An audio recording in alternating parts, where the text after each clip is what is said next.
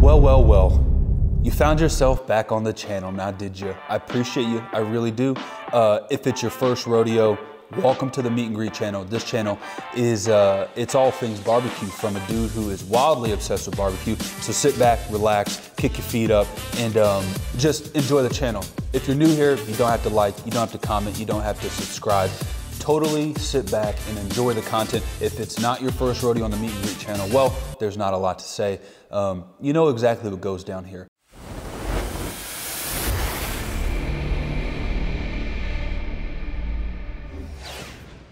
Today we're making something very special for the Super Bowl tomorrow. We are making Texas Twinkies. Yes.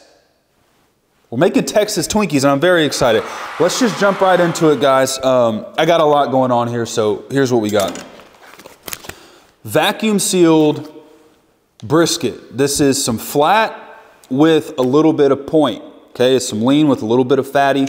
And I'm gonna chop this up, and essentially what we're gonna do is we're gonna make a mosh pit. Not a mosh pit, we're gonna make a mosh pile. That still doesn't sound right. We're gonna make a delicious concoction of chopped up brisket, a little bit of shredded cheese, some fresh shredded cheddar cheese that I shredded by hand, if at all possible, shred it by hand. We got a little bit of cream cheese here. So I got about 6 to 7-ish ounces of freshly shredded cheddar cheese. I got about 8 ounces of some cream cheese that's been sitting at room temperature. Therefore, it's pliable but not melting. I think you can see that.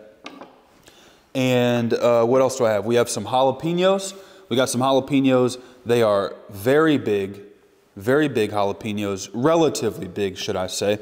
They're not massive, but they are pretty big. And we got some warm sauce. Shout out my boy Meat Mitch from Kansas City. We got some Gates Sweet and Mild Dry Rub. Shout out Gates, Kansas City, of course. Enough talking. Let's just set this thing up. Let me glove myself up, and while I'm gloving, I'm gonna explain what's going down. So a Texas Twinkie is one of those things that my boys down in Texas just hit the freaking nail on the head. It's loaded with flavor, it's loaded with brisket, it's loaded with cheese, it has a little bit of that heat from the jalapeno, it's wrapped in some bacon. So it's got the salty, it's got the smoky, it's got the heat. The way that I do it is I like to take some Meat Mitch Womp sauce and I like to dust it over the top. I'll show you later. It adds such a pop. It adds such a pop to this delicious hors d'oeuvre that I really can't do it any other way. So guys, I'm really excited to do this and we're just gonna jump right into it. We're gonna take our jalapenos and essentially what we're gonna do is we're going to lay it down, find where it wants to lay on its own, and then you're gonna go directly on top of that and we're gonna put a cross. So we're gonna go one slit all the way down and then we're gonna do a small slit right on the top. I'll explain why we do that in a little bit. But let me start to prep these jalapenos and then we will jump right into the next stage.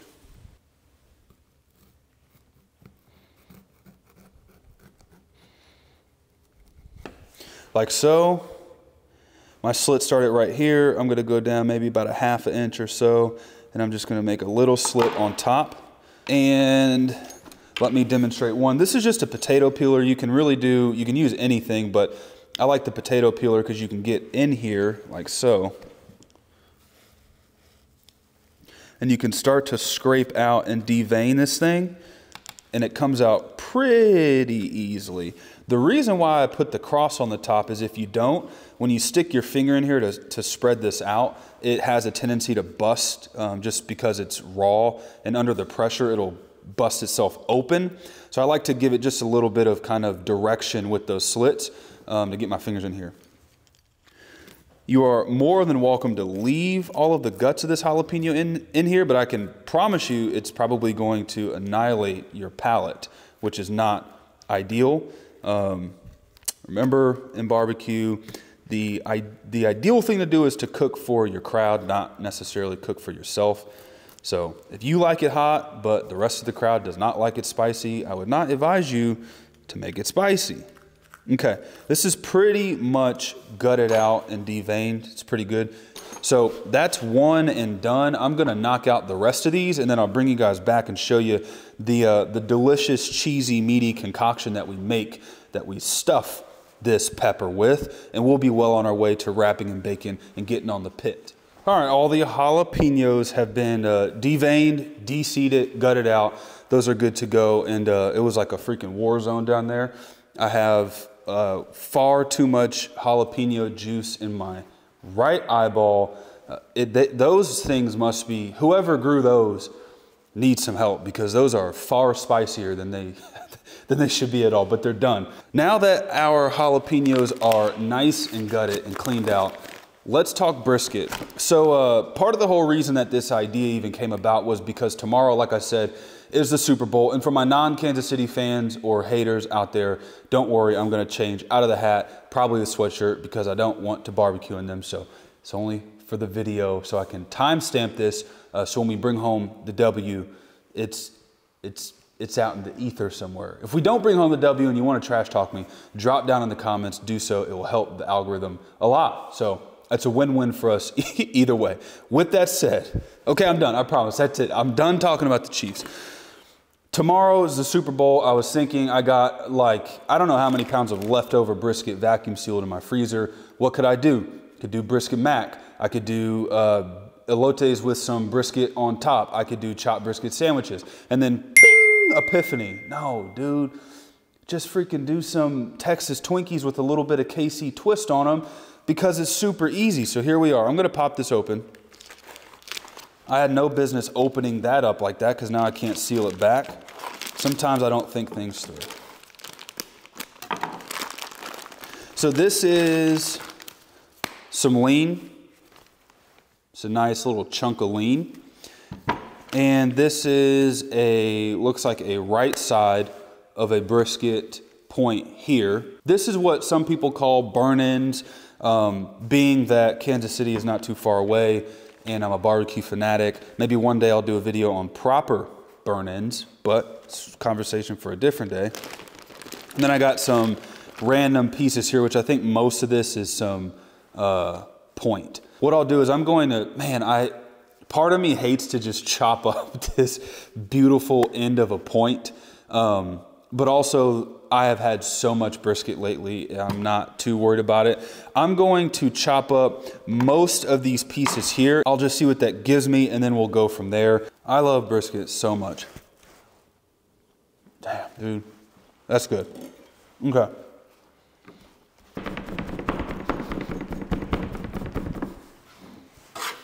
All right, friends, the brisket is chopped up and it's ready to roll. Now, you could totally put this in a bowl, put your cream cheese, your cheese, and whatever else you're putting in there, put it in a bowl and just mix it with a spoon, a fork, with your hand, whatever you desire. I just so happen to have this very old school vintage mixer. It's just an old mixer that we have. And so I'm gonna dump probably a handful. I'd say this is about 6 to 10 or so ounces of brisket in this bowl, like so. If I were to give you guys something to go off of, I'd say for sure I have about 6 ounces of cheese here. I took an 8-ounce block, I shredded 95% of it. So there's about 6 to 7 ounces of just some mild cheddar cheese here. I'll throw that in there. The level of mess that I'm making is just unparalleled.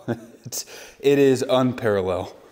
And then we have 1 block, 8 ounces of cream cheese, and I'm just going to break this off into chunks, and I'll drop the chunks in there like so.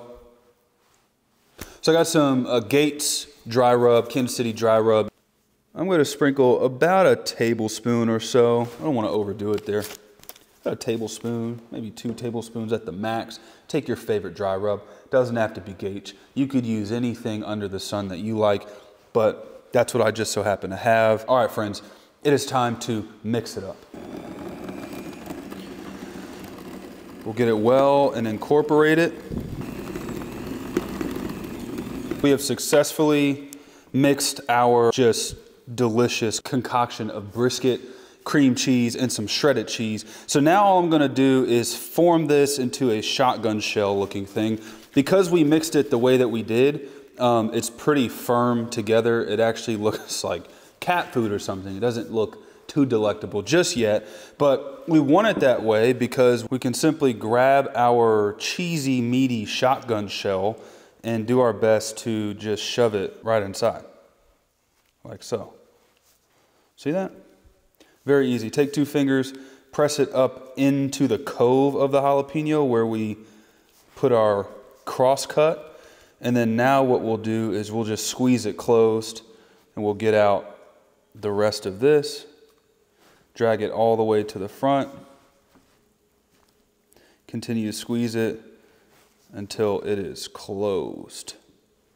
And again, because of the way that we mixed it, it's really sticky and tacky, so it's actually going to hold itself closed for us, which is what we want.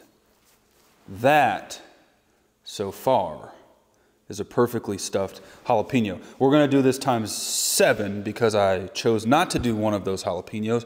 We're going to do this times 7, and then we will get them wrapped in some bacon and we'll get them on the pit. Super stoked. This is going to be delicious, guys. Last one, my friends.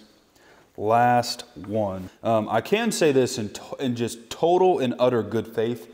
I made so much of this, I don't even know what I'll do with the rest of it.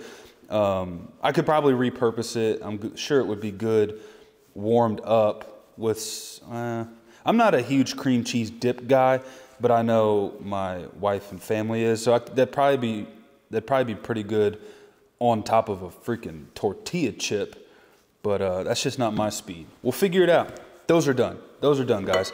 And the next step is just to get some bacon around them. I'll roll them in some dry rub and we'll get them on the pit. Again, thank you for your patience while I have attempted to film my first ever video by myself without the help of my wife. I really hope this turns out good. If you appreciate Old Frisbee and you love barbecue and you want to see me do more videos, please, my friends, hit that subscribe button. Truly means a lot. I was one of those guys that I was like anti-subscribe, to be honest with you. I was anti-subscribe, meaning when I would watch some guy's YouTube video, it like did something inside of me and I didn't want to subscribe to their channel. I would just simply watch all of their content, having never supported them.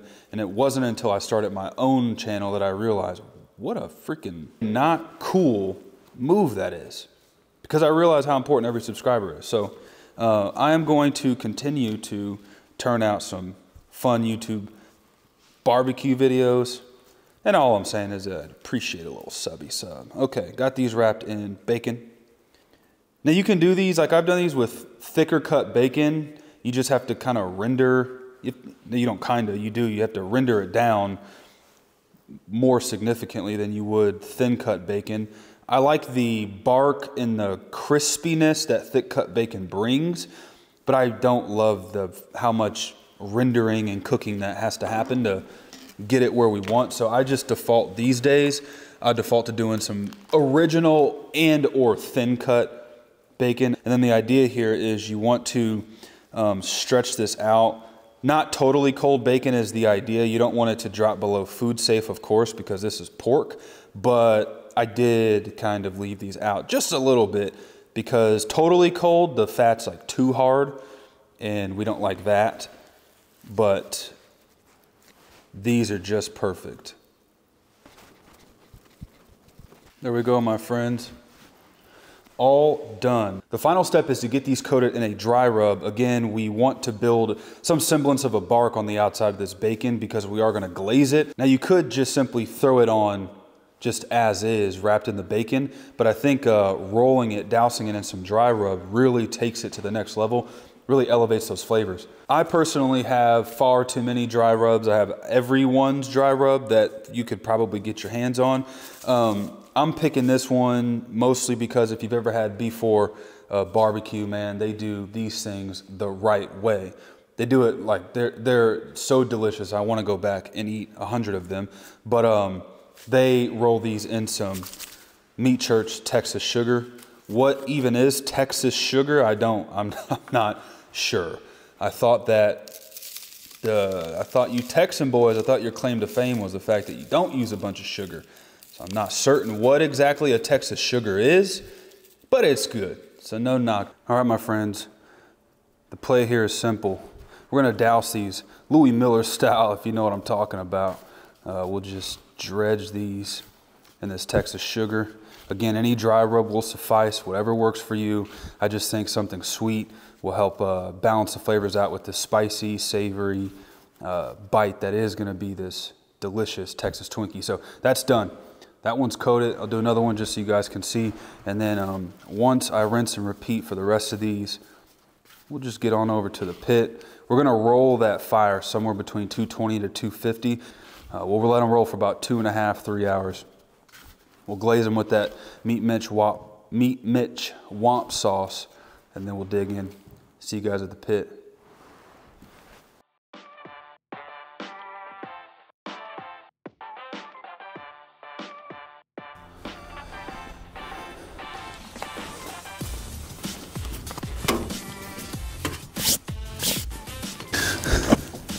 Texas Twinkies have been on now for little over an hour and a half, and I figured I would do something new since I am filming and editing this video. I'm gonna do something that I'm gonna call the inaugural smoke break.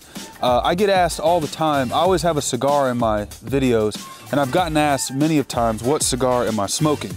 So I figure before I cut it and light it, I will show you fine people exactly what I'm smoking, and then you can give it a go. I have 3 to choose from. This one's a Southern Draw, Lancero Manzanita. I don't know if the camera's picking that one up. Beautiful cigar. Southern Draw does the Lord's work. And then I have a Freud Cigar Company Super Ego. This is a Robusto format, and this was blended by Eladio Diaz, which is a master at his craft. If you don't know about Eladio Diaz, it's an incredible, probably one of my top 3 Robustos, maybe. It's a delicious cigar. And then I have this Opus. I have this Opus X from Fuente. If you know cigars and you know Fuente, if you know Fuente, you know Opus X. There's not much to say about it. It's format's 898. It is kind of like a Lancero, torpedo at the top. And I'm a Lancero fan, so I got 2 of these guys. I'll probably have this one tomorrow. Celebrate my boys. And I'm leaning towards this Robusto.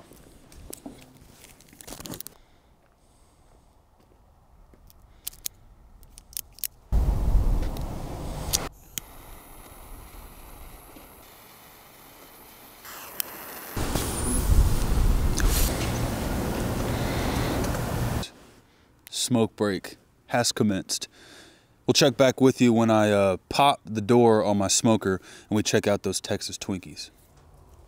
All right, guys, Texas Twinkies have been on for pushing 2-ish hours now. Kind of trick that I like to do is I like to stick a toothpick in there. Don't go too deep because remember there's cheese in there. You don't want it to ooze out. It's feeling pretty tender. You could probably bite through that nice and clean. So I'm going to call these close to done. We lost a guy. Man down. Not sure what happened. Just decided to unravel. Still going to taste good. Just won't look as pretty. As far as these other 6 are concerned, they look very good. I upped the heat just a little bit. Was running the pit around 225, 250-ish. Now I'm pushing something closer to 270. Just want to put a little, want to nuke them here towards the end. I want that bacon to crisp up just a little bit more. Another 5 or 10 minutes or so, and then I will show you guys how I finish them off. Again, we'll tag in that Meat Mitch Womp sauce, get that on there. We'll set that glaze back on the pit, and then it's time for the final taste test. All right, my friends, we are in the home stretch. So I have our Texas Twinkies have been on for somewhere in the wheelhouse of 3-ish, 3.5 hours. And towards the end, I jumped the temperatures again, mostly because I'm losing daylight and I'm hungry and I'm super excited to eat these. The byproduct of putting my temps up too high is we lost one of our guys. We lost him. It's okay. The bacon unraveled on us, but the rest are looking good. So it's pretty easy. I couldn't find my little moppy mopper, so I'm just gonna drop pretty much a whole bottle of this Womp sauce in this bowl as seen. And I am just going to put it on its side and ever so delicately roll this in the womp sauce. Oh my goodness, that looks incredible. Glistening. Don't know if the camera's picking that up.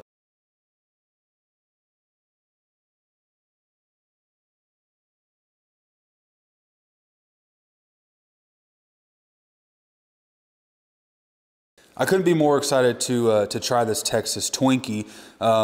It's Texas Twinkie with a little bit of a Casey twist on it. Remember, we have cream cheese, shredded cheddar cheese, brisket, jalapeno, wrapped, all wrapped in some delicious bacon, smoked for about 3.5, 4-ish hours. I ran 225 to 250 for the first probably 2.5, 3 hours. I finished it somewhere around 275. And once I had the color that I liked, once I had kind of the feel, the bark, if you will, on the bacon, I glazed it with some Meat Mitch womp sauce, set that back on the smoker for about 10 minutes, nothing crazy, and then I pulled them, and behold, this is it. Without further ado, I am just gonna take a gluttonous bite of this thing. It is just looking delicious. Here we go.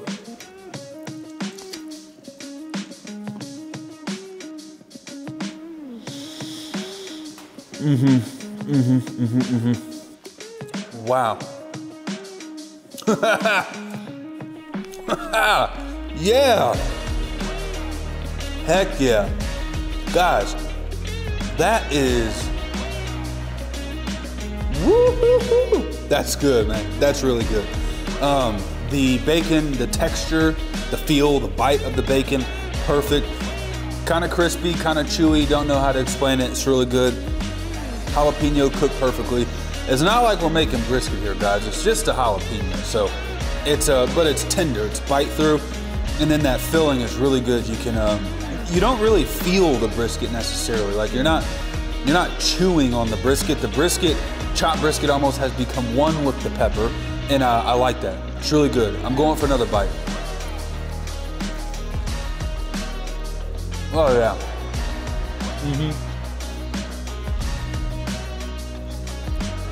Just because I'm unhinged. Womp sauce, bowl, Texas Twinkie. More.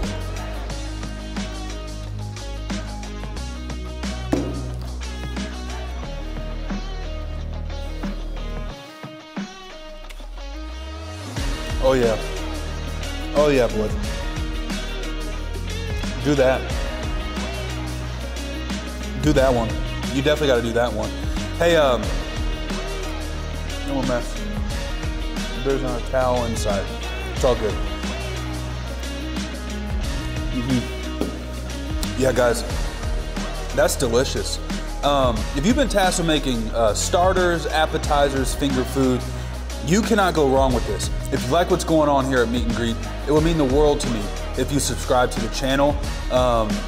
I would do everything but beg, but actually I'm not too good to beg, so please, for the love of everything that's good in this world, please subscribe to the channel. Wow, okay, this is just not good. I am by myself in the barn, totally unhinged, eating my second Texas Twinkie. Okay, I'm done.